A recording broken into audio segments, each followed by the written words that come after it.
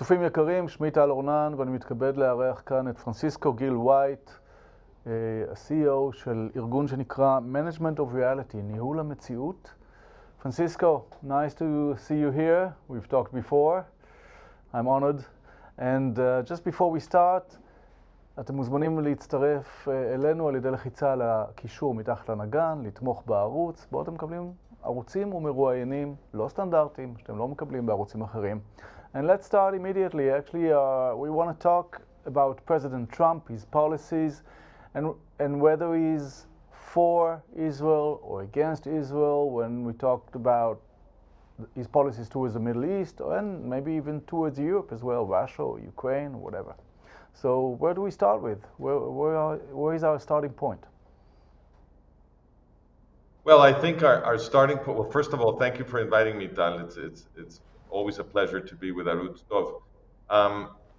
I think perhaps there is no necessary place to start. We can just think about the different borders of Israel. Maybe that's the best method. And to consider Trump's policies in each of Israel's borders. So the question is there any border of Israel where Trump's policies may be said to be genuinely directed towards protecting the security of the Jewish state? That's the question. So if I go around Israel's borders really quick, I think I can make the case that a strong case that Trump has been weakening the security of the Israeli state. So think about Lebanon, for instance. In Lebanon, Trump insisted on a ceasefire when Israel was defeating Hezbollah. So Israel had already killed Nasrallah and the leaders of Hezbollah in the bunker, which was supposed to be impregnable. And with the beeper and walkie-talkie operation, they managed to take out quite a few Hezbollah operatives. And then they were advancing over the terrain in Lebanon, quickly defeating Hezbollah. And that's when Trump insisted that they stop. And instead of letting Israel liberate Lebanon, Trump stopped the Israelis, forced them, well, I shouldn't say forced them because the Israelis could have refused, Netanyahu could have refused, but Trump insisted in Israel signing a ceasefire agreement with Lebanon, which Netanyahu agreed to do. And the agreement was completely against Israel's interests. So the agreement was on the Lebanese side, all they had to do was produce a paper with an alleged plan to disarm Hezbollah. And that's all they had to do. And then Tom Barak, the US negotiator that Trump sent to Lebanon, turned around and said to Israel, well, look, Lebanon has complied. Now it's your turn. Get out of Lebanon. So Lebanon had to produce a piece of paper that means nothing, and Israel had to get out of Lebanon and abandon its military advantage and also the opportunity to completely defeat Hezbollah and liberate Lebanon, which would have eliminated the threat to Israel from Lebanon and also would have been a great benefit to all of the Lebanese. No, but I must ask you a question from an Israeli point of view, of a person who I've never been fighting in Lebanon, but my friends, same age, been in 82 and 83 and later, and we've been there 18 years. And is it not Israel's as well post-trauma of those 18 years that led to the fact, a part of the IDF ability to have enough forces in Lebanon, not to occupy, let's say, all the area until the Litani River, just because we needed those forces somewhere else, and our army is not as big as it used to be, for example, in the 70s. And while we have this agreement, we keep on attacking them on a daily basis, preventing actions of re-establishing Hezbollah ability to attack Israel. Well, that approach is kind of I think it's been called the mowing the lawn approach by other commentators. In other words, you keep degrading Hezbollah, Hezbollah keeps coming back, and it never goes away, and sometimes it grows strong enough to really inflict serious damage, and it becomes a long-term threat because the danger to Israel is always of a joint attack. If a joint attack is big enough, Israel could be destroyed. This is something that was concluded in a 1967 Pentagon study. It was a secret study. It was not done for Israel's benefit. Right after the 1967 war, the Pentagon concluded in a study that without Judea, Samaria, the Golan, and a couple of other pieces of territory, Israel cannot survive in the long term. So what Israel needs for long-term security is not to keep degrading its enemies slowly and gradually, or let us say recurrently. What Israel needs is to completely defeat its enemies. That's what produces security. And Israel, look, I have an article from the experts at West Point who wrote that Hezbollah's defeat was really surprising and quick when Israel was advancing over Lebanon. I mean, so you could say, you know, Israel doesn't have as many soldiers as it did in the 1970s. Okay, fine. But the fact on the ground, as Israel was advancing in Lebanon, is that Hezbollah was being easily defeated. This is what the experts at West Point were amazed by. So if Hezbollah was being easily defeated, why not just keep going? It wasn't Israel that stopped for lack of soldiers. Israel stopped because Trump insisted on Israel stopping. So that's what happened. Let me make it a bit hard, just for the sake of making this conversation interesting, though I might agree with you. Advancing in Lebanon, well, we're still in Lebanon. There are 5 points where actually Israel's posts. I mean, Israel army is in the south of Lebanon, very close to the border, but in quite higher elevations that kind of protect Israel settlements in the north of Israel. We are on the top of the Hermon mountain, in the Syrian top of the mountain, which we have never been before. We have forces inside Syria, not very deep, but deeper than the lines of the agreement of 1974. We are controlling half of Gaza. I mean, we are certainly in different lines than we used to be. Trump himself recognized the Golan Heights as part of Israel, so it's not anymore kind of a disputed land, it's recognized. It's maybe disputed for Giuliani, but not for us. And there are settlements there, and the main advantage there is that there are no foreign, I would say, occupied people there, except the Jews that are becoming more and more pro-Israelis these days because of Assad fall in Syria. They're not worried anymore about their families because those Sunnis controlling Syria are basically their enemies too. We see what's happening in Sweda, in the Druze part of South Syria. So aren't we, at the end of the day, in a better strategic position? Yes, Israel is in a slightly better strategic position than it was recently, but that we are changing the conversation now, because the question was whether Trump is pro-Israel or not. Israel's strategic position could have improved a little bit, and Trump could be an anti-Israel president all at the same time.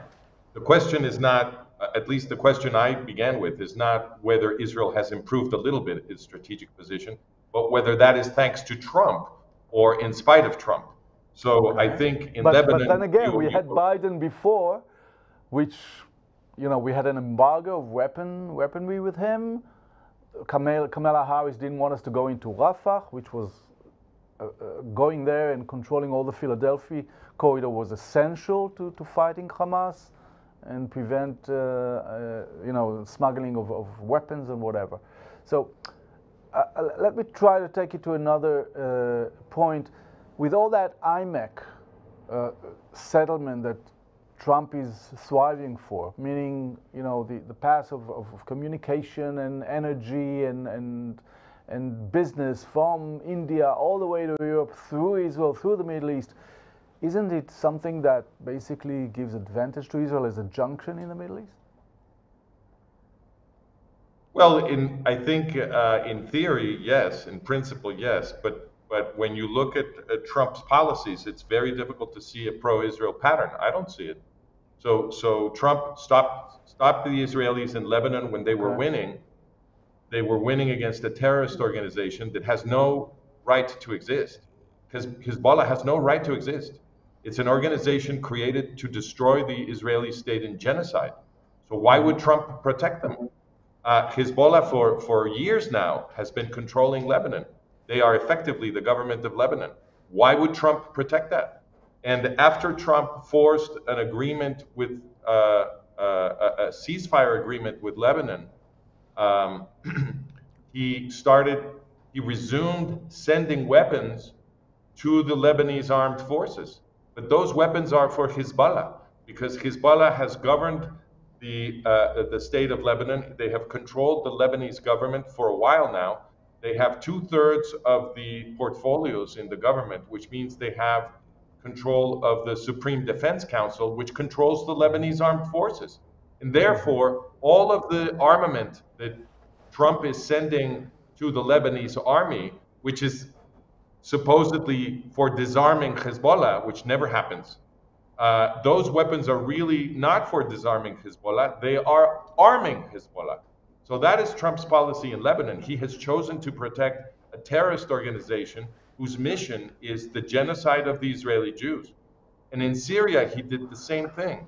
In Syria, when Assad surprisingly fell in a matter of days, Al-Jolani, who's no great military leader, he was trapped in Idlib, right? He couldn't get out of Idlib. The only reason he survived there was because of Turkish support. But Assad suddenly falls when Hezbollah moves its position, some of its positions into Lebanon, and the Iranian Revolutionary Guard also moved some of its positions into Lebanon. And anyway, they moved positions that remained in Syria. They moved them around because they were getting bombarded by Israel. In that moment, Jolani saw a direct line to Damascus, and that's the only reason he could get to Damascus. And in that chaos, Israel was advancing from the south with support from the Druze population, and they could have continued to advance all the way to the northeast and join with the Rojava Kurds in the north, who are not only democratic, they're libertarian, they emancipated Kurdish women, they protect all the minorities, they defeated ISIS, they're great allies for the Israeli Jews. If Israel had just continued moving north in Syria in that chaos, they would have easily liberated Syria. Instead, Trump insisted that they stop and that they recognize Jolani's government, which Trump went to Riyadh to shake Jolani's hand and de facto give him recognition. And now Trump has removed the sanctions on Syria now that Jolani is governing Syria. Look, Al-Jolani is ISIS. He is the Al-Nusra Front, which was created by ISIS. The only reason he ever fought ISIS was because he didn't want to be al-Baghdadi's, subordinate, but they never had any ideological differences. So that's ISIS. They want to destroy Israel too. They want to destroy it in genocide. And Trump has now insisted that Israel recognize them as the legitimate government of Syria. That's not a pro-Israeli policy. And if we keep going around, we see the same pattern. He is now giving armament to Saudi Arabia that is going to destroy the military superiority of the Israelis vis-a-vis Saudi Arabia, especially if he allows them to develop nuclear weapons, which seems to be the direction they're going. Keep going around. Think about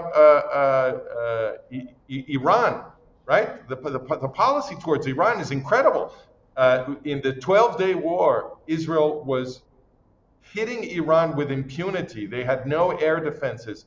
The Iranian regime was hours away, maybe, from collapsing. The Ayatollahs were hours away, perhaps, from just losing everything.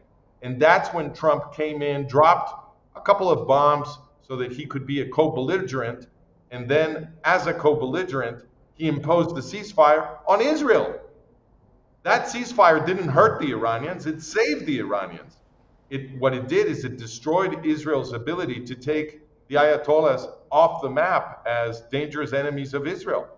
Why is Trump doing that if he's pro-Israel?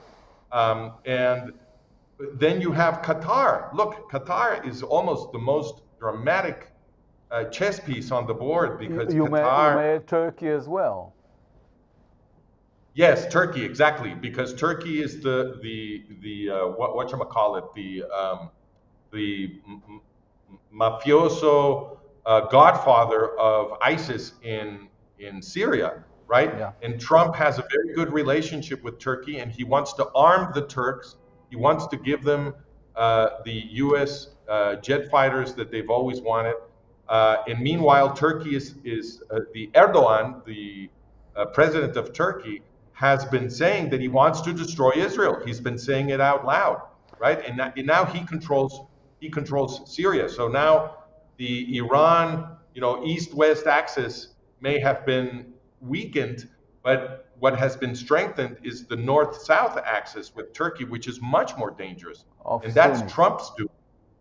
Well, right. Let me ask you a question regarding that, because look, there is always this American interest, and as far as I'm analyzing it, I feel that everything is supposed to be analyzed through American relationship with China. So what interests Trump is whether China is able to create its corridor through Russia to Europe, to Panama, through the North Pole and whatever. And all of us here, with all our different interests, since we are a 10 million population country, and a pretty small one, is somehow to manage our interest within the American interest in order to defend ourselves, of course, and to kind of manage ourselves in this crazy Middle East. So, for example, if we talked about Turkey, so just today there is a publication of a $3 billion deal between Israel and Greece, where we are supplying them with missiles and all kinds of weapon systems to defend the Greek islands against the Turks, who are becoming more and more aggressive. And there is this old story about us building a gas pipe or an oil pipe from us to Cyprus, to Greece, to Italy, because Israel is not supplying Europe with a lot of its gas, maybe only 2 or 3%, but it's considered to be a very stable country which you can count on, as opposed to the Kurds who've been just bombed 2 days ago by Iranian rockets on their fields. So we have to somehow manage that, and we'd better manage it with an administration led by Trump and his Republican Hexet and Rubio are pretty much supportive of Israel, or at least saying that, rather than Biden's and his radical left Democratic Party. Well, I think we are always in danger of taking too seriously the things that people say. And I think that the things that people say are useless. We need to pay attention at the things that people do. You are correct that let us say, the public rhetoric of the Biden administration was not as pro-Israeli as the public rhetoric of the Trump administration. This is true, but it is also meaningless. What matters is what the policies are on the ground. And the policies on the ground of the Trump administration, regardless of how many nice words they say in favor of Israel, has been disastrous for Israeli security. I was about to tell you about Qatar, which is almost the most telling example, because Qatar is the state that attacked Israel on October 7th. And that's the most, why? Because they are the mafioso godfather of Hamas, right? Of the Muslim Brotherhood. Right, Qatar is the Muslim Brotherhood, Hamas is the Muslim Brotherhood. Qatar has been financing much of the infrastructure that Hamas has built in Gaza to attack the Israelis. So, and they have been protecting the Hamas leaders in Qatar. So Qatar is the state that attacked Israel on October 7th, 2023, which is the biggest terrorist attack since the Holocaust. Okay, now, Qatar happens to be the biggest ally of the United States in the entire region. And that's because they have the U.S. has its biggest most important military base there, the Al Udeid base, which is the headquarters for CENTCOM, whose area of responsibility, Central Command, is North Africa, the Middle East, and Central Asia. It's very important. So that's the big ally of the United States. It's not Israel. And when Israel tried to do something against Hamas in Qatar, Trump's reaction was violent offense. And he had Netanyahu apologize to the Emir of Qatar, to the Al Thani Emir of Qatar, and then he declared that Qatar would have NATO-level protection from the United States. So Qatar is the state that the United States really cares about, and it protects Qatar from Israel after Qatar launched the worst terrorist attack against Israelis since World War II. That's so what Trump is doing. Where do you put that declaration of outlawing the Muslim Brotherhood in the United States, which we heard about a few days ago? Well, that's obviously just a piece of theater. Okay. If you're really going to attack the Muslim Brotherhood, you need to take Qatar off the map. And from the Al Udeid base that the United States has inside Qatar, within an hour, the U.S. could take control of Qatar. So if the U.S. was really an ally of Israel, after October 7th, Qatar would have disappeared. And it would have been almost zero cost to the United States. Or the United States could just keep its mouth shut, and it could allow Israel to attack Qatar. But it does none of that. It protects Qatar from the Israelis. But doesn't it have, well, you're leading me to two different questions. First of all, the Israeli attack, which we all suspected missed on purpose, some of us suspected that, didn't lead to that agreement that released, except two, all of the hostages. There were still two left. We shouldn't forget them, of course.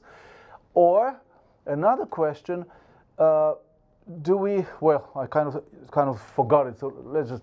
That's okay, I can answer the first question. Yeah. So the entire concern with the hostages and the various policies to get the hostages back is a form of cooperation with the strategy of the jihadi terrorists. They want negotiations to release hostages. That's their entire strategy. Therefore, the different policies that have been put in motion to collaborate with the hostage negotiations, those are all anti-Israeli policies. This should have been clear after Gilad Shalit if it hadn't been clear before. It should have been clear from the beginning because it's logically obvious. Any negotiation with terrorists to release hostages, all it does is give the terrorists a tremendous incentive to take more hostages. The Gilad Shalit negotiation is a very clear example of this because in exchange for one Israeli soldier, 1,000 terrorists were released from Israeli jails, and those terrorists included Yahya Sinwar and other people who were key to the planning and the execution of the October 7th attacks. So it is obvious that every time you negotiate with terrorists for the release of hostages, what you get is more dead Israeli civilians and larger numbers of hostages. In exchange for Gilad Shalit, Israel turned in 1,200 dead Israeli civilians and 250 new hostages. That's the real arithmetic. So all of this stuff to get hostages released is just another attack on Israel because it's telling the jihadi terrorists, go ahead and take more hostages. So this is endangering the security not only of Israeli civilians, but of Jewish civilians in the diaspora. It is a disastrous policy for the entire Jewish nation. And this is exactly what Trump has been pushing for. But one might say, if you're looking at the situation in this Rafah pocket, where for the last few weeks, it's been said that there is going to be a settlement of them released, and instead of that, they've been told surrender or die, and they are dying by the dozens. I mean, the IDF is dealing with them. They don't let them run away. They don't let them run away. They bomb tunnels. I'm talking about the Rafah pocket where there were like 200 Hamas terrorists trapped in the tunnels, and the IDF slowly but surely dealing with them without losing even one soldier, doing it very safely. And they're trying to get out because they have no food anymore, no water. Most of them are being killed. Some of them surrendered. And though the speaker of Hamas said there is no place for surrender, we pretty much saw how they do. Okay, but this is a different topic. This is the terrorists that are trapped in the tunnels. I was talking about negotiations to release Jewish hostages. Yeah, I understand. I certainly understand. Two different topics. I am very glad that those terrorists trapped in the tunnels are not escaping with their lives. I'm very happy. The question I wanted to ask you. Isn't all that Trump policy has to do with the amazing growing debt of America, which doesn't stop growing, though he's trying very hard to? All these deals he's trying to do with Qatar or with Saudi Arabia, getting $1 billion here and $1 billion or $1 trillion there, to get some or change the relationships with China in order to reduce that American debt. And that American debt, everybody's that watching it knows it still keeps growing. And knowing America, and I've been flying a lot to America over the last 40 years, you can see it in the infrastructure. You can see that this empire is basically, let's say, I would say going down. Well, so I want to make explicit the implicit question in your explicit question. So let me make it very explicit. What you're really asking is, maybe the United States is not anti-Semitic. Maybe Trump is not anti-Semitic. He just needs money. This is the question you're asking. Which and is my answer for his relationships with Saudi Arabia, Qatar, and whatever. Right, exactly. So his policies are anti-Israel, but it's not because he's anti-Semitic. It's because he needs the money of the jihadis, right? Well, let's say that's true. Let's say he's not anti-Semitic. Fundamentally, he just cares more about money than he cares about the survival of the Jewish nation. Okay, well, if that's the motivator for Trump, he is anti-Israel. He is anti-Israel because he needs money, but he is anti-Israel. So the policies are still designed to destroy the Jewish state because they are policies that make the jihadis happy. And the jihadis want to kill every last living Jew. So if Trump is doing... What would you expect Netanyahu to do in this situation? Netanyahu should tell Trump to go take a hike. When Trump tells Netanyahu that he should surrender his victory in Lebanon to Hezbollah, he should say, no, I'm going to liberate Lebanon. When Trump says stop in Syria, Netanyahu should say, no, I'm going to liberate Syria. I'm going to eliminate the threats to the security of the Jewish population, of the Jewish state. Because that's do you think that realistically we have... Netanyahu's responsibility is to protect the security of the Jews in the Jewish state. But do you think that realistically we can do whatever we want? For example, the talk in Israel now is that once the Pope is leaving Lebanon this afternoon or maybe tomorrow morning, there is going to be an attack over Lebanon, a serious attack over Lebanon, exactly what we're supposed to do in order to eliminate Hezbollah's ability to get back to the business. No. You're not supposed to reduce Hezbollah's ability to attack you. You're supposed to destroy Hezbollah.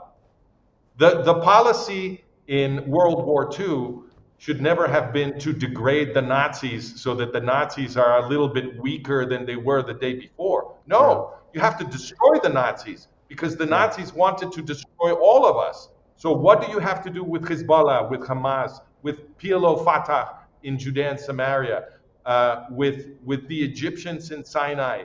You have to destroy them all because the goal of those people is to destroy the Jewish state in genocide. And they have no right to do that. There is no right to destroy another state in genocide. Therefore, any organization or state that has that as a goal, they have to be destroyed. And that is what a true Jewish patriot, which Netanyahu obviously is not, would be doing. Okay? A true Jewish patriot would be explaining to the world and to the Jews, listen, the Trump administration is trying to make me lose a war that I'm winning against forces that want to exterminate my people. Therefore, I will not obey because I am not a servant or a slave of Trump. I am the leader of the Jewish nation. And as a leader of the Jewish nation, my obligation, my responsibility is to protect the Jews in the Jewish nation, in the Jewish state, from extermination, because that is the reason that the Jewish state was created. It was to protect the Jews from extermination. So what is, for example, what is PLO Fatah doing in Judea and Samaria? PLO Fatah, Al-Fatah was created by Haj Amin al-Husseini, who was one of the top exterminators of the European Jews in the Nazi final solution. That's the guy who created what we call the Palestinian Authority. What are they doing inside the Jewish state? And if Trump is an ally of Israel, why isn't he supporting a total destruction of PLO Fatah in the disputed territories? Because we know that the PLO, what we call the Palestinian Authority, they have what is called a pay-for-slay program, where they're spending gigantic sums of money paying any Arab Palestinian who kills the Jew. Those people have no right to exist. People who pay terrorists to kill Jews have zero right to exist, and they have negative right to exist inside the Jewish state. What are they doing there? What are they doing there? Why isn't Netanyahu expelling or killing all of PLO Fatah? Francisco Gil-Wright, we couldn't agree more. Thank you very much for giving me this interview. Thank you very, very much. And we'll see you again, I suppose. We'll keep on talking about those issues. ולכם הצופים, אני הייתי טל אורנן, אני ממליץ לכם ללחוץ על הלינק מתחת לנגן אם אתם רוצים לראות עוד רעיונות כאלה שמדברים על הדברים שכואבים לנו ביותר. להתראות.